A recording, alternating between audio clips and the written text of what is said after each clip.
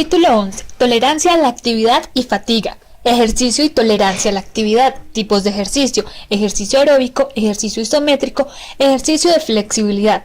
Respuestas fisiológicas y psicológicas al ejercicio. Respuestas cardiopulmonares, respuestas neuromusculares, respuestas metabólicas y térmicas, respuestas gastrointestinales, hemostasia y función inmunitaria, respuestas psicológicas. Valoración de la tolerancia a la actividad y el ejercicio. Tolerancia a la actividad y fatiga, condicionamiento aeróbico. Tolerancia al ejercicio y a la actividad en adultos mayores. Intolerancia a la actividad y fatiga, mecanismos de la fatiga, fatiga física aguda. El ejercicio o actividad física es un estado fisiológico tan frecuente en sus diversas formas que el reposo fisiológico verdadero rara vez se alcanza. Definido en fecha reciente en términos de la contracción del músculo esquelético, el ejercicio implica respuestas coordinadas de cada sistema orgánico para aportar la energía necesaria para la actividad muscular. La fatiga representa la carencia percibida de energía suficiente para tener una participación completa en las actividades físicas. La fatiga puede ser aguda, como en la secundaria del incremento de la actividad física, o crónica, como en el síndrome de fatiga crónica SFC. Las condiciones que restringen la actividad física, como el reposo en cama y la inmovilización, pueden comprometer la reserva para la ejercitación de la persona y su capacidad para llevar a cabo sus labores y otras actividades. Este capítulo se enfoca en la tolerancia a la actividad y el ejercicio, la intolerancia a la actividad y la fatiga, y las respuestas fisiológicas y psicosociales a la movilización y el reposo en cama. La actividad física se define como el proceso de gasto energético que tiene el propósito de alcanzar un efecto. Los humanos interactúan con el ambiente con un patrón cíclico que implica periodos de actividad y reposo, ambos con elementos físicos y psicológicos. La actividad física y el ejercicio denotan el proceso de movilización y gasto energético del músculo esquelético, en tanto que el reposo se caracteriza por la inactividad y el gasto energético mínimo. Existe un interés creciente en los efectos tanto preventivos como terapéuticos de la actividad física y el ejercicio. Un programa regular de ejercitación se recomienda como medio para mantener el control del peso y el acondicionamiento cardiovascular. El ejercicio aunado al control de la dieta también se reconoce cada vez más como una parte integral del régimen terapéutico de muchos trastornos. Se recomienda como medio para disminuir la velocidad de avance, incluso detener la cardiopatía coronaria aterosclerótica (CCA), disminuir las contracciones de lipoproteínas de baja densidad LDL e incrementar las lipoproteínas de alta densidad HDL en personas con hiperlipidemia, proveer una regulación más adecuada de glucemia en personas con diabetes y mejorar la tolerancia a la actividad en individuos con enfermedades cardiovasculares y respiratorias. Quienes padecen síndrome metabólico, que incluyen obesidad central, hipertensión, lipidemia y resistencia a la insulina, pueden lograr un impacto intenso sobre la salud al mejorar su dieta y su programa de ejercicio. Si bien un consenso creciente en relación con la importancia de la actividad física y el ejercicio, existen preguntas en cuanto a su tipo, intensidad, frecuencia y duración. Un solo suceso de ejercitación aguda puede inducir respuestas muy distintas a las adaptaciones que se observan cuando se practica ejercicio con regularidad. Puntos clave. Tolerancia a la actividad. La actividad es el proceso de utilizar la energía con un propósito. El ejercicio es una variante de la actividad que permite el acondicionamiento general del organismo. Puede ser aeróbico o isométrico. El ejercicio depende de la disponibilidad de sustratos energéticos, del acondicionamiento cardiovascular, de la fuerza y flexibilidad del músculo y de la motivación. Tipos de ejercicio. Existen dos tipos principales de ejercicio para el músculo esquelético: aeróbico e isométrico. Otro tipo, el ejercicio de flexibilidad o estiramiento, favorece la flexibilidad y mejora el rango de movimiento articular. La evidencia respalda el empleo de las tres variedades en el programa personal de ejercitación. Ejercicio aeróbico. El ejercicio aeróbico de resistencia implica la capacidad del organismo para mejorar su empleo de oxígeno a fin de obtener energía durante la ejercitación extenuante prolongada. Comprende cambios rítmicos de la longitud muscular, contracción y elongación, mientras se efectúan actividades como caminar, correr, andar en bicicleta o nadar. Durante el ejercicio aeróbico, que recurre a grupos musculares grandes, por ejemplo, correr, cada persona tiene una captación máxima de oxígeno que no puede excederse, aunque es posible mejorarla con entrenamiento apropiado. Si bien el entrenamiento para el ejercicio aeróbico permite que los músculos utilicen el oxígeno de manera más eficiente, de forma que el organismo sea capaz de realizar más trabajo con menos esfuerzo cardíaco y respiratorio, no promueve un incremento relevante de la masa muscular aun si se practica durante varias horas. La evidencia revela que obtiene ventajas múltiples las personas que llevan a cabo ejercicios aeróbicos sostenidos, incluida la reducción de estrés oxidativo. Sin embargo, los estudios no muestran un mejoramiento efectivo de la función cognitiva en individuos con trastornos neurológicos tras la participación en ejercicios aeróbicos. Cualquiera que sea el tipo de ejercicio que una persona elija, el Colegio Americano de Deportes y Medicina ACSM recomienda que los adultos intenten realizar por lo menos 20 minutos a 60 minutos de actividad física de intensidad moderada, en la que alcance entre 55 y 65% de la frecuencia cardíaca máxima, 3 a 5 veces por semana, o 20 minutos de una actividad más vigorosa, del 70 al 85% de la frecuencia cardíaca máxima, 3 o más días a la semana. Los Centros de Control y Prevención 2008 recomiendan que todos los adultos realicen actividad física moderada a diario, durante alrededor de 60 minutos. Los CDC especifican además que parte de este tiempo debe incluir ejercicio para fortalecimiento muscular y óseo.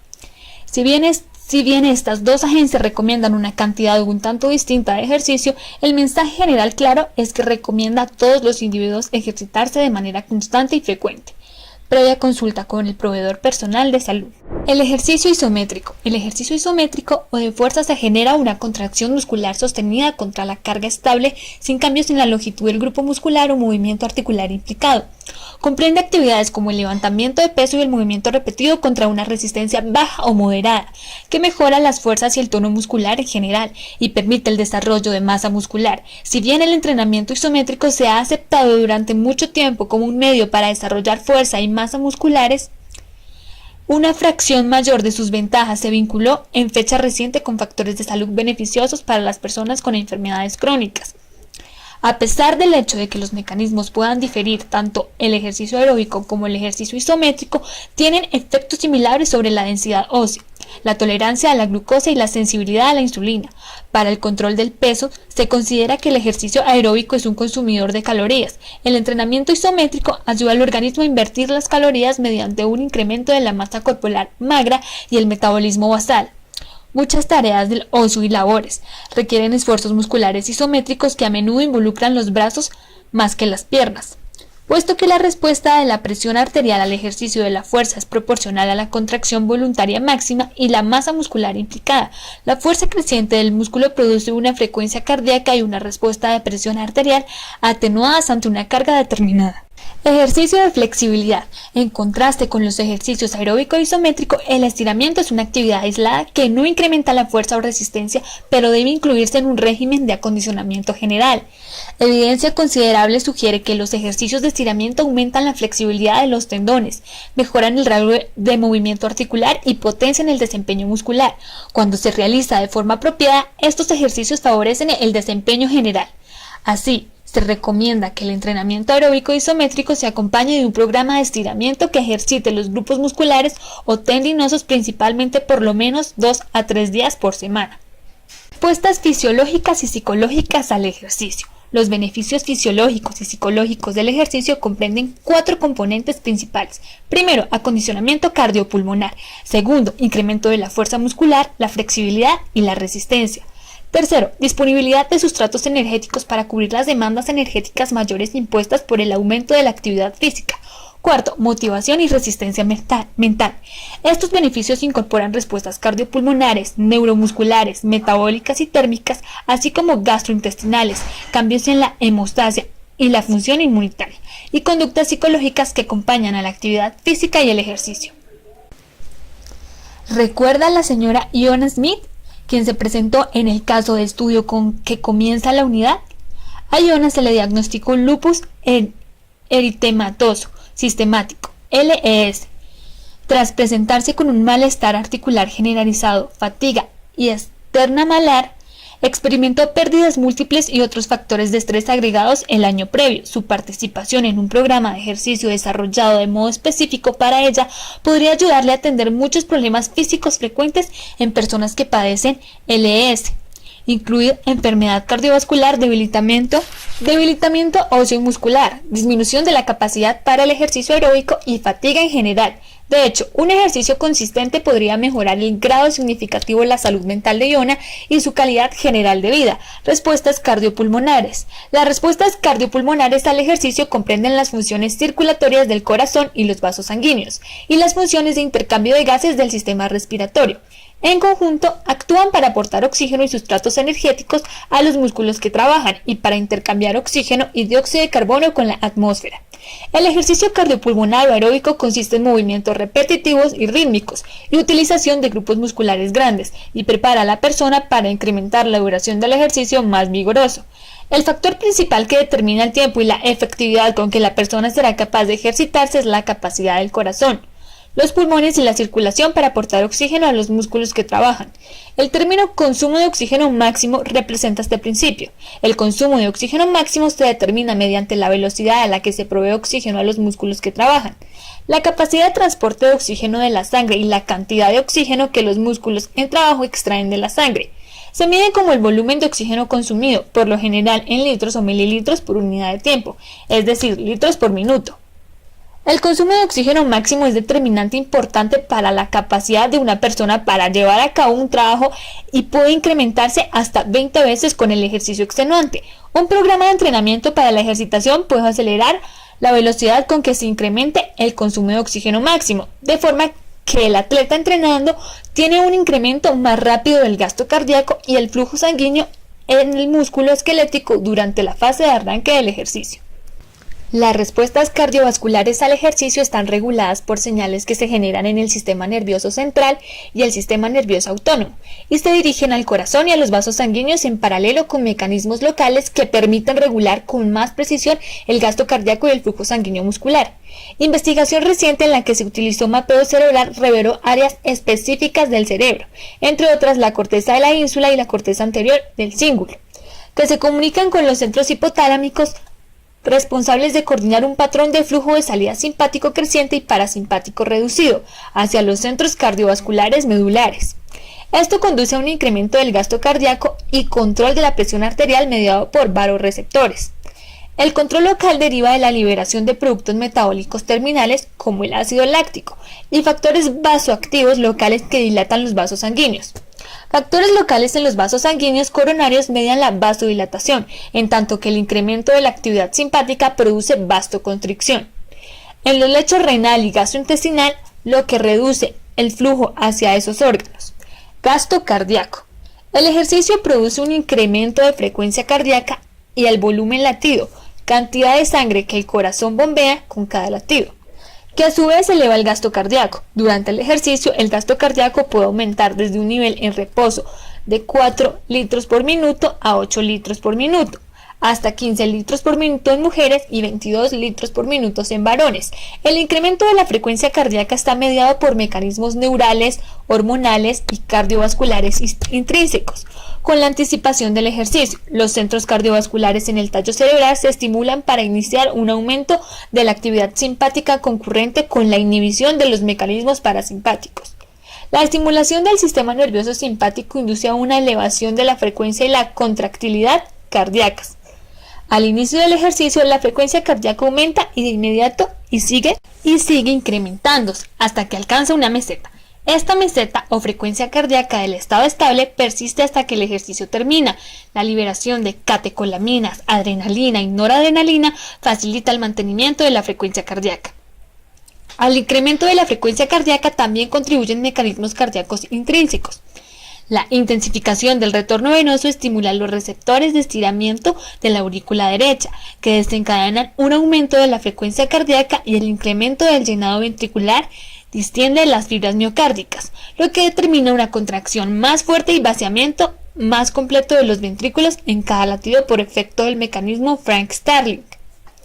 Presión arterial y flujo sanguíneo. La presión arterial y el flujo sanguíneo también se modifican con el ejercicio. El incremento de la actividad simpática constriñe los vasos de resistencia, lo que determina una elevación de la presión arterial, y dilata los vasos de capacitancia en la circulación visceral, lo que genera aumento del retorno venoso hacia el corazón y el mantenimiento del gasto cardíaco.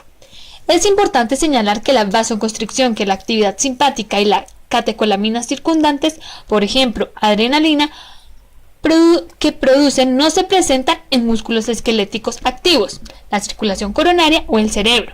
Al iniciar el ejercicio aeróbico, la presión arterial sistólica aumenta en gran medida por efecto de la elevación del gasto cardíaco, en tanto que la presión diastólica permanece en su mayoría sin cambios debido a la vasodilatación y el incremento del flujo sanguíneo hasta los músculos activos. La coincidencia de una presión sistólica elevada con una presión arterial diastólica casi constante genera un aumento de la presión arterial media.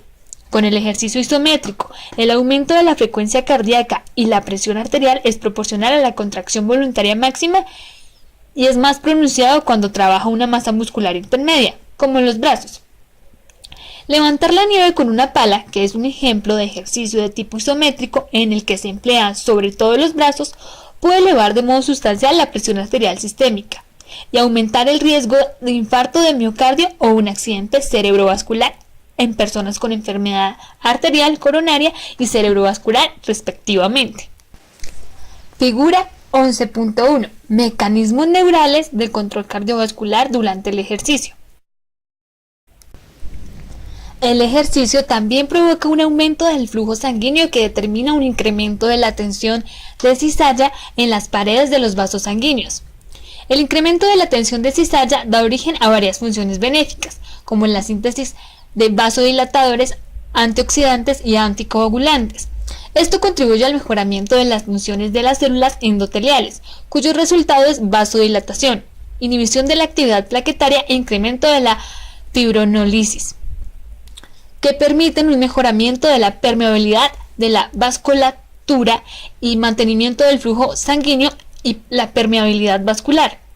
La adaptación al ejercicio también induce angiogénesis con aumento del crecimiento de los vasos sanguíneos para respaldar el flujo de sangre hacia el músculo en ejercitación. Debido a los efectos del ejercicio de entrenamiento sobre la función vascular y la angiogénesis, se propone como mecanismo para mejorar el flujo sanguíneo y disminuir el dolor en las piernas relacionado con la ejercitación, claudicación en personas con vasculopatía periférica. Respuestas respiratorias. La función del sistema respiratorio durante el ejercicio es aumentar la velocidad de intercambio de oxígeno y dióxido de carbono. Esto ocurre por medio de una serie de respuestas fisiológicas. Con el ejercicio, la frecuencia respiratoria se incrementa entre 4 y 5 veces. El volumen corriente aumenta de 5 a 7 veces y la ventilación minuto frecuencia respiratoria por volumen corriente se eleva hasta 20 o 30 veces respecto a su valor en reposo. Ante el aumento del gasto cardíaco se aporta un volumen mayor de sangre bajo una presión con incremento discreto a los vasos sanguíneos pulmonares. El resultado es la apertura de un número mayor de lechos capilares pulmonares, lo que produce una perfusión alveolar más adecuada y un intercambio de oxígeno y dióxido de carbono más eficiente. Además del mejoramiento de la perfusión pulmonar durante el ejercicio, la ventilación pulmonar aumenta, lo que optimiza el índice de ventilación-perfusión. Esta respuesta está bajo el control de quimiorreceptores, ubicados en el tallo cerebral, la aorta y las arterias carótidas, que vigilan los gases y el pH de la sangre. Durante el ejercicio, la disminución del oxígeno y el pH de la sangre y la elevación del dióxido de carbono estimulan estos receptores y generan un incremento tanto de la frecuencia como de la profundidad de la respiración. Respuestas neuromusculares. La integración de los sistemas neurológico y musculoesquelético resulta esencial para el movimiento corporal y la participación en la actividad. Para iniciar y sostener un aumento de actividad, se requiere fuerza muscular, flexibilidad y resistencia. La fuerza muscular se define como la capacidad de los grupos musculares para producir fuerza contra resistencia. La flexibilidad implica el rango de movimiento de las articulaciones y resistencia muscular se refiere a la capacidad del cuerpo y los grupos musculares para tener una mayor actividad durante un periodo prolongado. Tipos de músculo esquelético. El músculo esquelético está conformado por dos tipos de fibras diferentes. Fibras musculares según la diferencia de su tamaño, velocidad, propiedades contráctiles, resistencia y características metabólicas. Las fibras musculares rojas, oscuras, de contracción lenta, tipo 1, y las fibras blancas, claras, de contracción rápida, tipo 2. Tanto la herencia como la actividad influyen sobre la distribución de las fibras de contracción rápida y de contracción lenta. La herencia permanece contribuir a las diferencias en la composición de fibras musculares. de modo que algunas personas tienen una cantidad mucho mayor de fibras de contracción rápida que de contracción lenta y en otras ocurre lo contrario.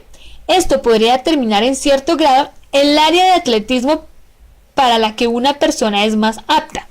Las cifras de contracción lenta, que son más pequeñas que las de contracción rápida, tienden a generar una fuerza general menor, pero hacen una utilización más eficiente de la energía que las fibras de contracción rápida.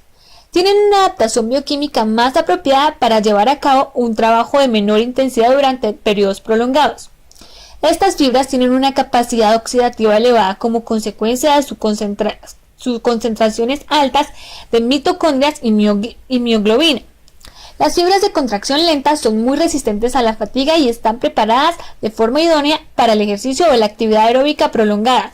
Algunos ejemplos de ejercicio que usan las fibras de contracción lenta son la carrera a distancia, la natación y el ciclismo, en los que se desea resistencia.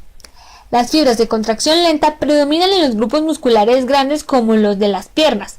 Por ende, puede desempeñar un papel importante en el mantenimiento de la actividad durante el ejercicio prolongado o en las actividades de resistencia.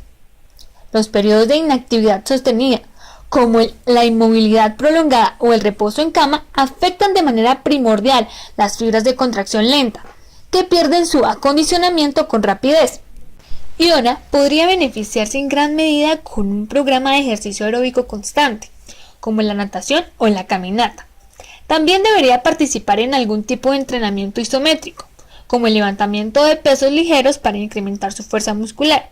Sin embargo, el régimen de ejercitación de Iona debe tener supervisión estrecha porque su enfermedad afecta su capacidad para realizar tanto ejercicio aeróbico como isométrico.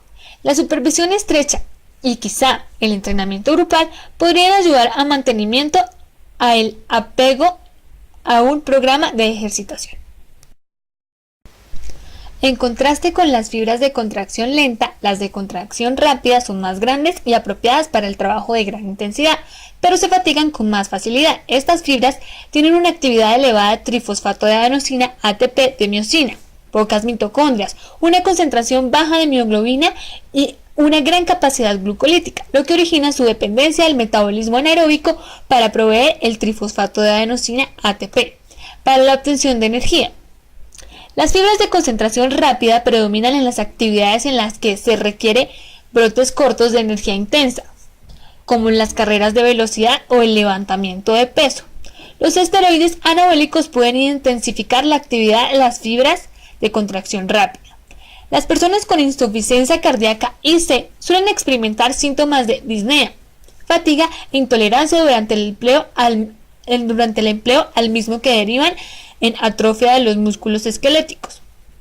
Cuando realizan ejercicio, tiene lugar un cambio que determina el empleo de las fibras musculares de contracción rápida. Esto induce una dependencia temprana del metabolismo anaeróbico y una acidificación intramuscular excesiva que conduce a una mayor tendencia a la fatiga. El aumento de la dependencia del metabolismo anaeróbico y la respuesta vasoconstrictora subsecuente también puede provocar un aumento de la poscarga para el ventrículo izquierdo, que ya presenta compromiso. Así, resulta imperativo que las personas con IC mantengan sus regímenes de ejercitación bajo vigilancia estrecha. Flujo sanguíneo muscular.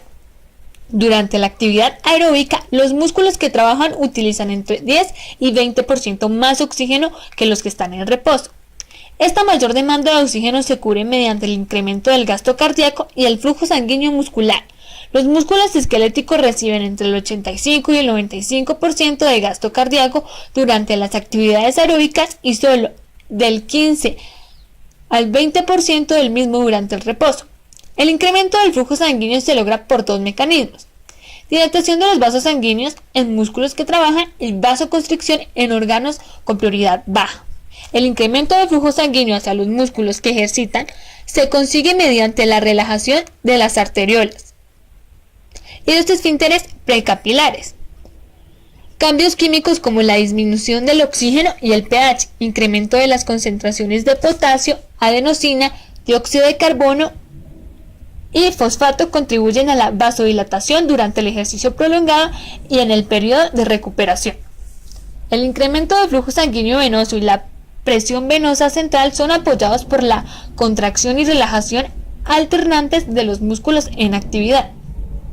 Otro mecanismo que incrementa el flujo sanguíneo hacia los músculos que trabajan es la derivación de la sangre desde órganos como los riñones y las estructuras gastrointestinales que tienen menos actividad que los músculos activos.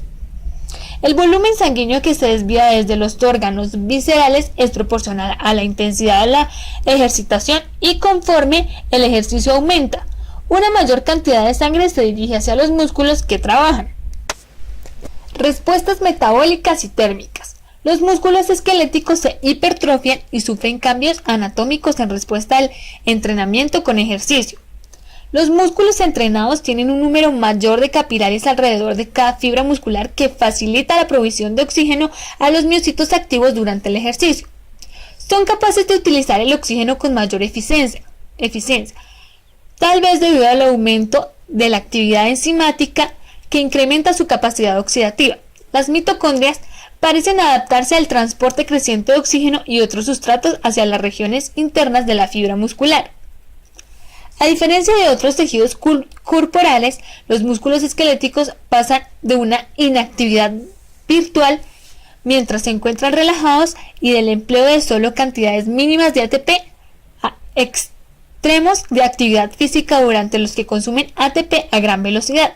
Sin embargo, solo cuentan con una cantidad suficiente de ATP para proveer energía para la contracción durante pocos segundos. Si el ejercicio extenuante continúa, deben generarse fuertes adhesiones de ATP. El ATP que se emplea a fin de proveer energía para la contracción muscular se obtiene de tres fuentes: fosfato de creatina, glucógeno y ácidos grasos. De manera muy similar a lo que ocurre con el ATP, el fosfato de creatina, en ocasiones denominado fosfocreatina, contiene enlaces de fosfato de alta energía. Es exclusivo de las fibras musculares y es entre 8 y 10 veces más abundante que el ATP. La creatina es una molécula pequeña similar a los aminoácidos que se sintetiza en el organismo y también obtiene de los alimentos. La enzima sinasa de creatina, CK, cataliza la traslación de grupos fosfato de alta energía del ATP a la creatina para formar fosfato de creatina y difosfato de adenosina, ADP. Cuando la contracción muscular inicia y las concentraciones de ADP comienzan a elevarse, la CK cataliza la traslación de un grupo de fosfato de alta energía de nuevo al ADP, con lo que forma moléculas de ATP que al músculo pueden emplear para obtener energía. La figura 11.2 representa la reacción de la fosfosinasa de creatina, CK.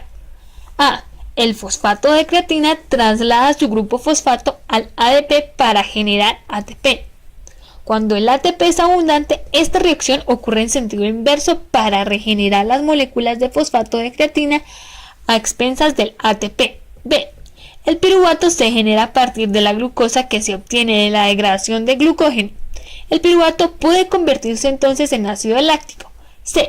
Las mitocondrias también son responsables de la síntesis de ATP a partir de piruvato, aminoácidos o ácidos grasos.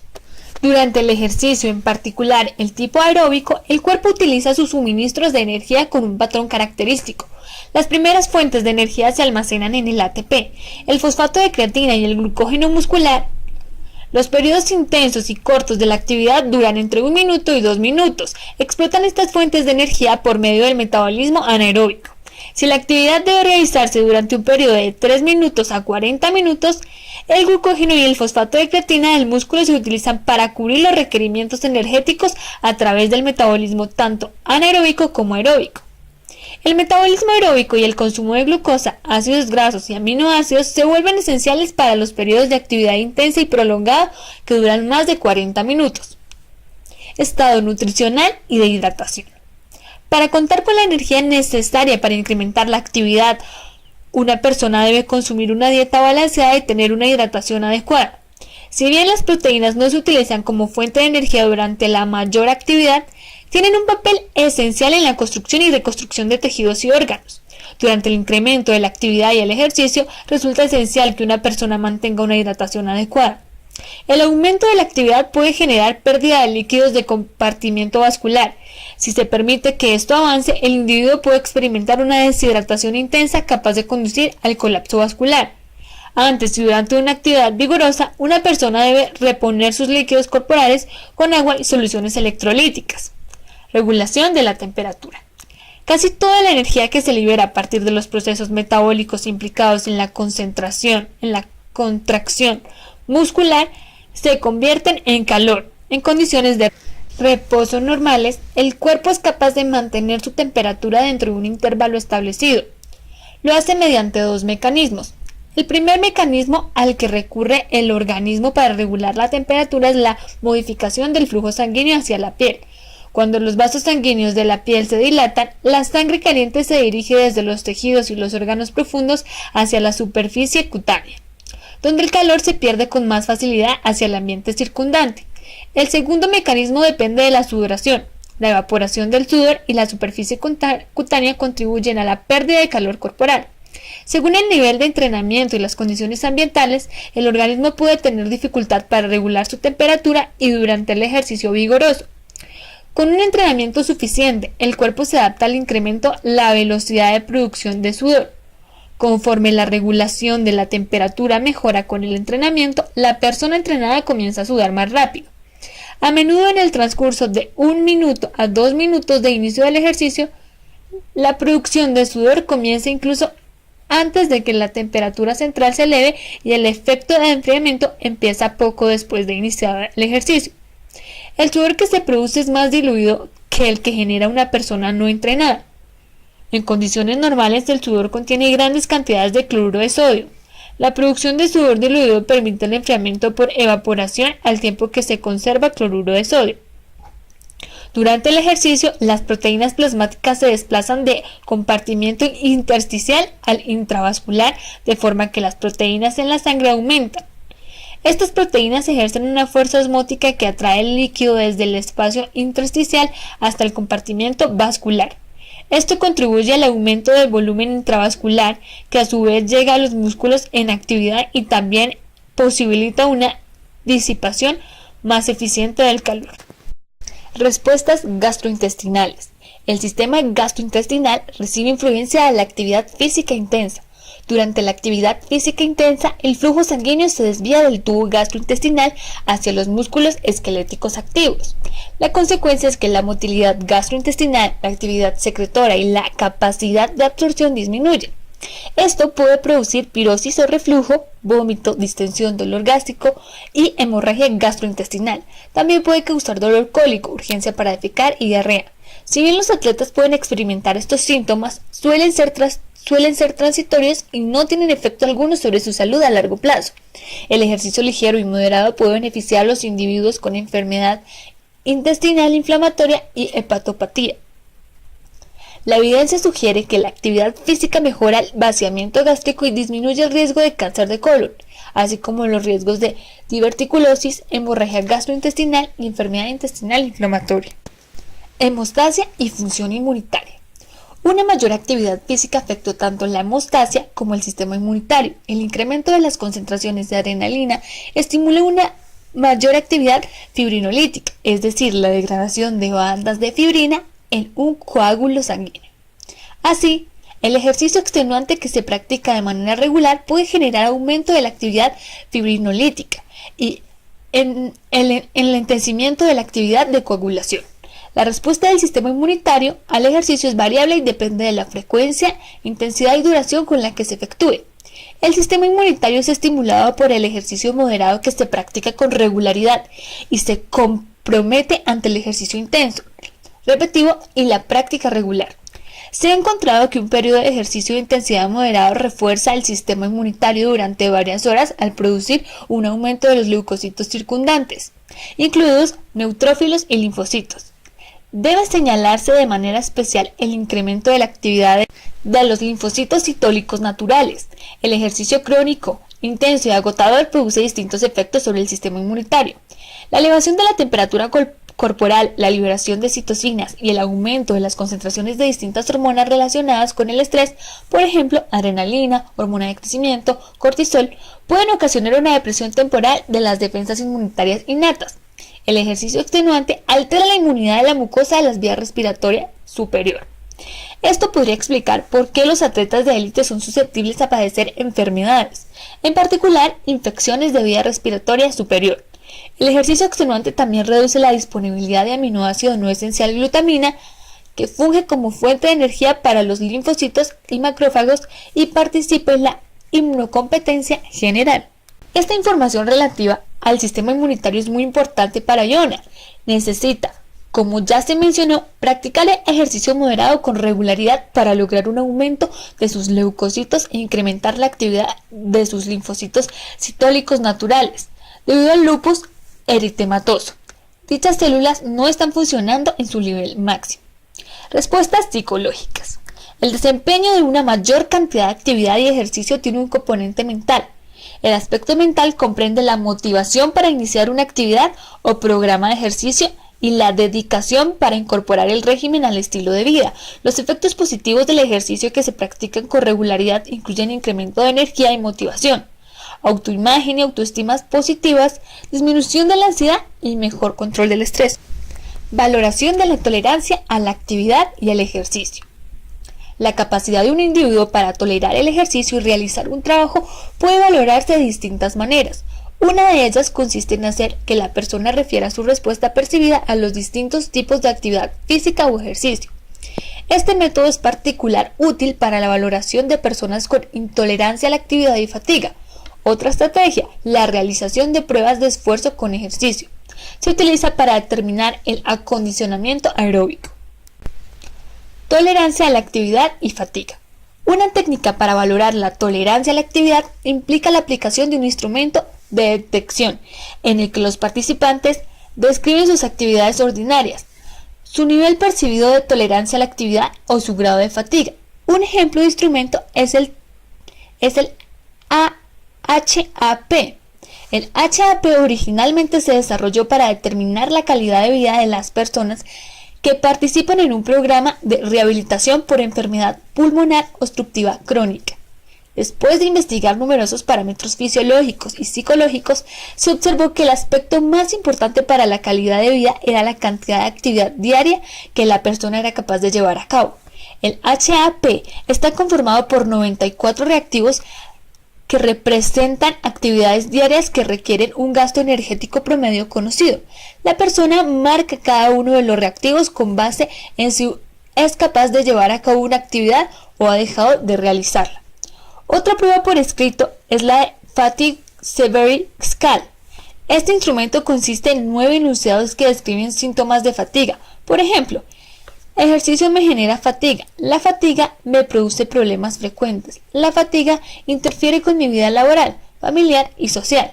Las personas perciben la instrucción de elegir un número entre 1 y 7 que describa con más precisión su grado de coincidencia con cada enunciado. El instrumento es breve, fácil de aplicar y se interpreta con facilidad. Acondicionamiento aeróbico. Existen distintas pruebas para medir el acondicionamiento aeróbico, incluida la prueba con escalón y la ergometría con banda sin fin, caminadora o bicicleta. A menudo se emplea la frecuencia cardíaca para calcular el volumen de oxígeno máximo sin cuantificar el consumo de oxígeno. La ergometría es un procedimiento para determinar la capacidad de desempeño físico. El ergómetro es un instrumento específico que impone un nivel constante de trabajo. Se aplica una carga de trabajo determinada que se expresa en vatios o joules por segundo mientras la persona efectúa la tarea. Dos ejemplos de ergómetro son el ergómetro de bicicleta y el ergómetro de banda sin fin. Un ergómetro de bicicleta está integrado por una bicicleta estacionaria que tiene una cadena de fricción. La llanta delantera de la bicicleta rota y la fuerza de frenado de la cadena puede ajustarse para modificar la carga de trabajo. El ergómetro de banda sin fin se utiliza con más frecuencia para determinar el desempeño ante una carga de trabajo, en particular la función cardíaca. Durante una prueba de esfuerzo con banda sin fin, la persona camina o corre sobre una banda en movimiento. El ajuste de la velocidad y la inclinación de la banda modifican la carga de trabajo. Este cambio suele realizarse en fases predefinidas.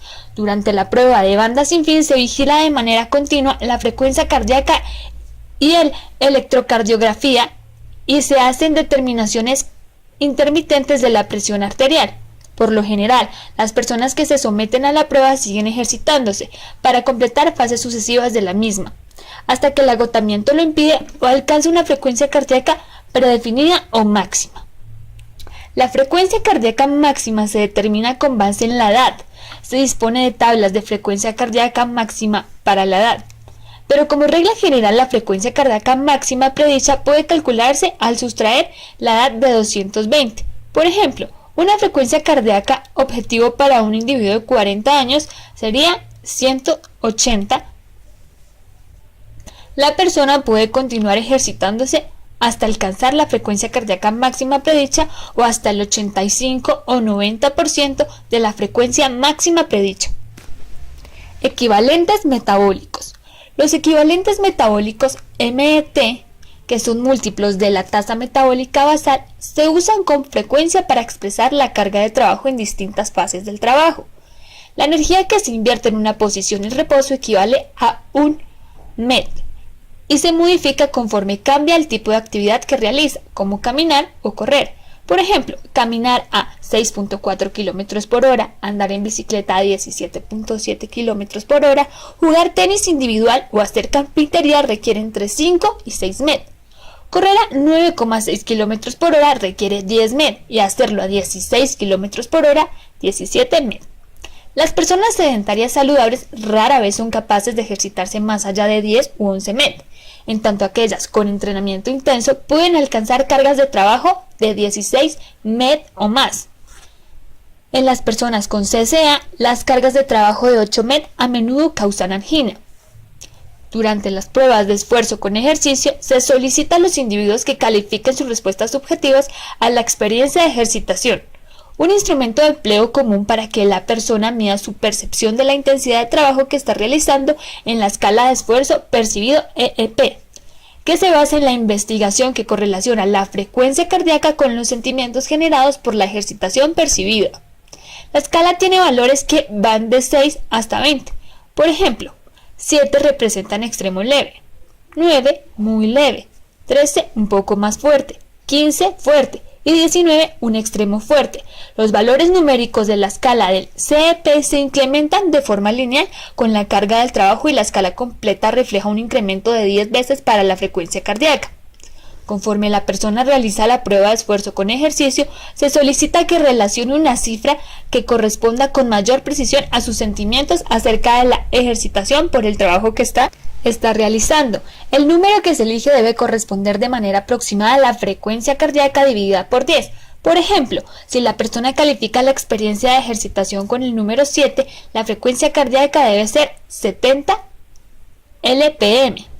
Se desarrolló una categoría de escala más reciente con propiedades proporcionales. Los números que se utilizan en esta escala van de 0 a 10, en donde 0 representa nada, 0,5 un extremo débil y 10 un extremo fuerte. Con este método, las expresiones y los números que representan se colocan en la posición correcta para la escala proporcional.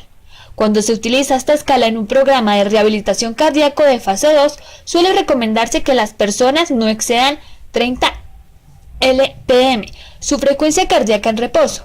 La evidencia muestra que la EEP puede predecir de modo positivo las demandas fisiológicas de ejercicio y el desempeño personal durante una actividad de ejercitación específica. Tolerancia al ejercicio y a la actividad en adultos mayores. A medida que la población en adultos mayores en las sociedades occidentales aumenta, lo hace también la inquietud relativa a la tolerancia al ejercicio y la actividad. Se espera que para el año 2020 el número de personas de 60 o más se incremente de 56.9 millones a 75.8 millones en Estados Unidos. El ejercicio que se practica con regularidad beneficia a los adultos mayores mediante distintos componentes físicos y psicosociales. Estos beneficios físicos incluyen salud general y acondicionamiento físico más apropiados, mayor capacidad aeróbica máxima, prevención del descenso de la tasa de metabolismo basal, ganancias en la función cerebral y mejoramiento del equilibrio y la coordinación. Desde la perspectiva psicológica, el adulto mayor puede experimentar un mayor sentido de bienestar, un número más alto de oportunidades para tener interacción social, tasas más bajas de mortalidad y menos años con discapacidad. La capacidad de los adultos mayores para realizar actividades aeróbicas como caminar y correr se afecta de forma adversa al avanzar la edad. La evidencia actual respalda un descenso del 5 al 15% en el volumen de oxígeno máximo en varones y mujeres por década a partir de los 25 años de edad. El descenso de volumen máximo de oxígeno parece deberse a adaptaciones tanto centrales como periféricas. Las reducciones en la frecuencia cardíaca mínima, el volumen de latido y la masa corporal magra contribuyen a la disminución del volumen de oxígeno máximo. En términos de la función del músculo esquelético, se observa disminución de la masa y la fuerza muscular, la flexibilidad y el rango de movilidad articular, y la resistencia muscular. El tamaño de cada uno de los músculos disminuye con el envejecimiento, sobre todo a partir de los 60 años de edad. Se refiere que la fuerza y la masa muscular disminuyen 30 a 50% entre los 30 y 80 años. El factor más importante para la atrofia muscular en adultos mayores es la reducción de las fibras tipo 2 y el tamaño de las áreas de fibra muscular. La pérdida de masa muscular es secundaria a la desnervación relacionada con la edad de las fibras tipo 2. Que elimina su efecto trófico sobre las fibras y conduce a atrofia. Las colaterales de la fibra tipo 1 se extienden hacia algunas de las áreas de las fibras tipo 2 que muestra desnervación en un intento por limitar la pérdida de fibras musculares. Esto conduce a un incremento de las unidades neuromotoras tipo 1 a expensas de las fibras tipo 2, situación que genera una disminución de la masa muscular y su fuerza. También se reduce la velocidad de la contracción muscular y la tasa de desarrollo de la fuerza, y la capacidad para acelerar el movimiento de la extremidad disminuye. Los cambios en las fibras elásticas y de colágeno de los tendones y ligamentos conducen a disminución de la flexibilidad y pérdida de la movilidad y estabilidad de las articulaciones. Como los programas de ejercicio para adultos más jóvenes, los programas de ejercicios para adultos mayores deben incluir un énfasis en actividades aeróbicas, el entrenamiento isométrico, ejercicios de flexibilidad o estiramiento y cambios en el estilo de vida. El ejercicio isométrico, que incrementa la fuerza muscular, es en particular importante para los adultos mayores. La mayor parte de la variación de la velocidad de marcha en las personas mayores se relaciona con la fuerza de la pierna, y se ha demostrado que el aumento de la misma mejora la resistencia para la caminata y el ascenso de escaleras. El entrenamiento para la flexibilidad también es importante a causa del rango de movimiento limitado de la cadera, la rodilla y el tobillo, que incrementa el riesgo de caídas y contribuye a los cambios en marcha relacionados con la edad. La modificación del estilo de vida implica identificar oportunidades en la rutina de la persona para incrementar su actividad física. Por ejemplo, bajar las escaleras en vez de utilizar el ascensor, estacionarse más lejos de las entradas.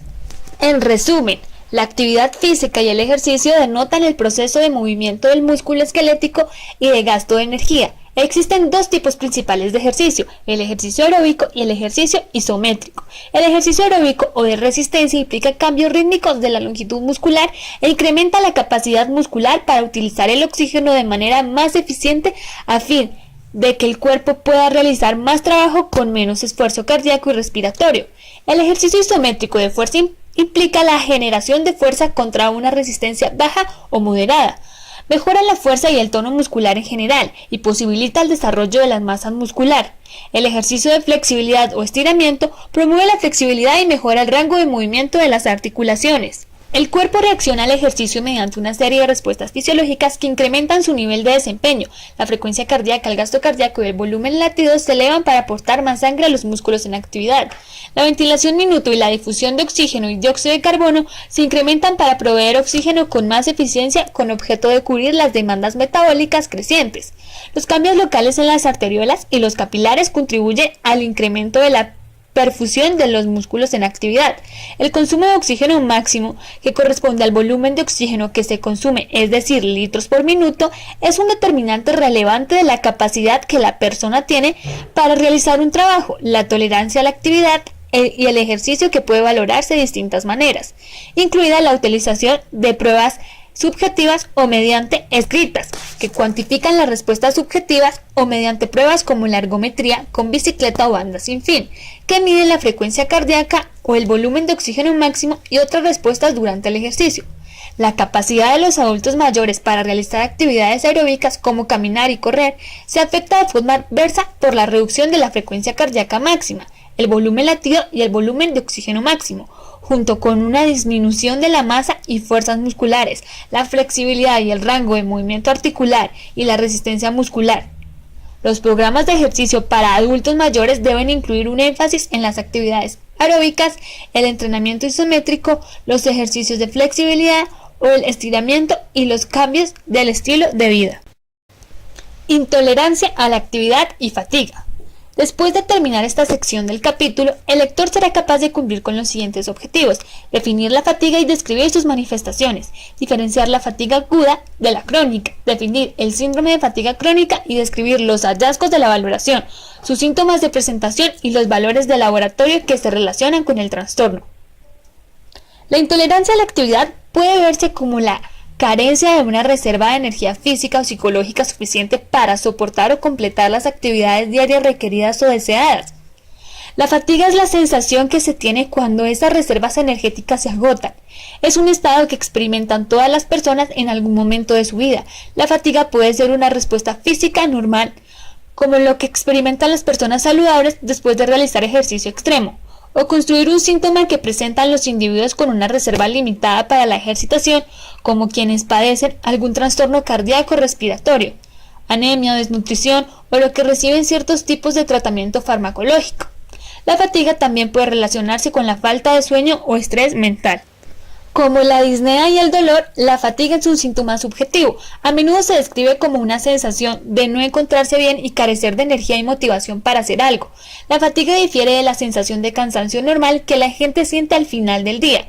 El cansancio se alivia con un buen sueño nocturno, en tanto que la fatiga persiste, no obstante se obtenga sueño suficiente o adecuado. Aunque la fatiga es uno de los síntomas más frecuentes referidos a los profesionales de la atención de la salud, es uno de los problemas de salud menos comprendidos. La fatiga no puede explicarse a partir de la aplicación de alguna medida, como la cantidad de actividad o ejercicio. La base fisiológica de la fatiga incluye factores como los mecanismos diafragmáticos, motores y neurológicos. La fatiga diafragmática se presenta en enfermedades respiratorias tanto agudas como crónicas, en las que la fuerza y duración del trabajo muscular exceden las reservas energéticas del músculo. La fatiga neuromuscular implica la pérdida de la capacidad máxima para generar fuerza durante el ejercicio. Puntos clave: intolerancia a la actividad y fatiga.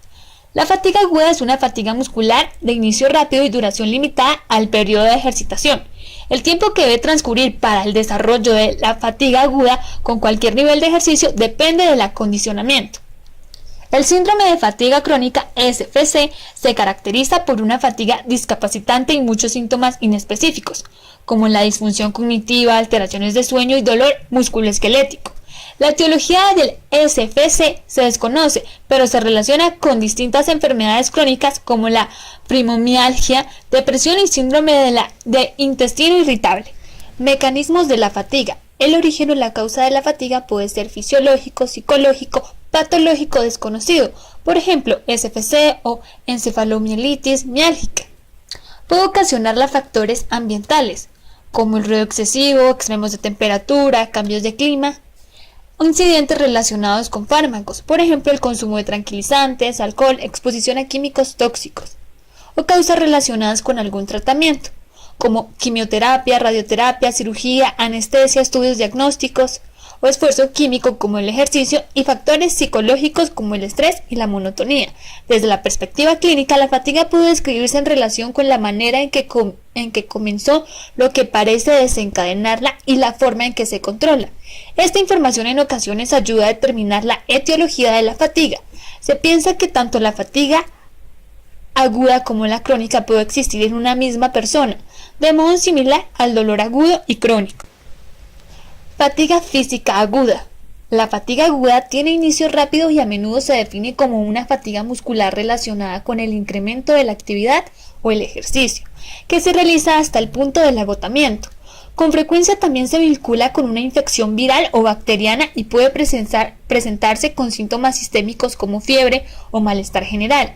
Si se relaciona con fatiga muscular, se alivia poco después del cesar la actividad y sirve como mecanismo protector. El acondicionamiento físico puede incluir en el inicio de la fatiga aguda.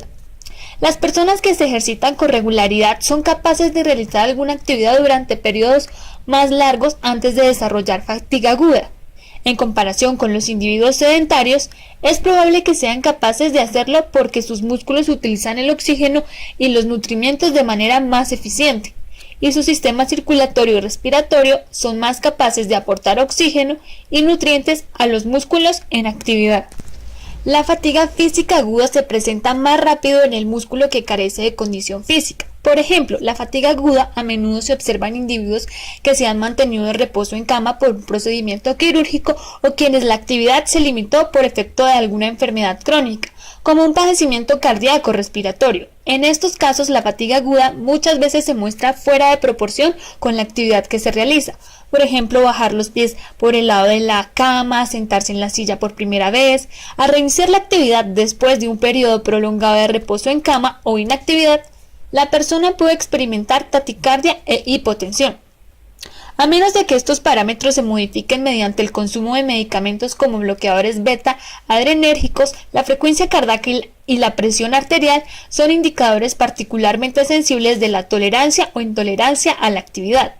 Otro ejemplo de fatiga aguda es la que presentan personas que utilizan dispositivos de asistencia, como sillas de ruedas, caminadores o muletas. Los músculos de la región superior del brazo están menos bien adaptados para el ejercicio prolongado que los de las piernas. Esto se debe a que los músculos del brazo se encuentran ante todo compuestos por fibras musculares tipo 2. Las fibras musculares tipo 2, que se emplean cuando el organismo requiere impulsos cortos de energía, se fatigan con facilidad. Como consecuencia, los individuos que utilizan sillas de ruedas o muletas pueden experimentar fatiga con rapidez hasta que sus brazos adquieren condición para someter al aumento de la actividad.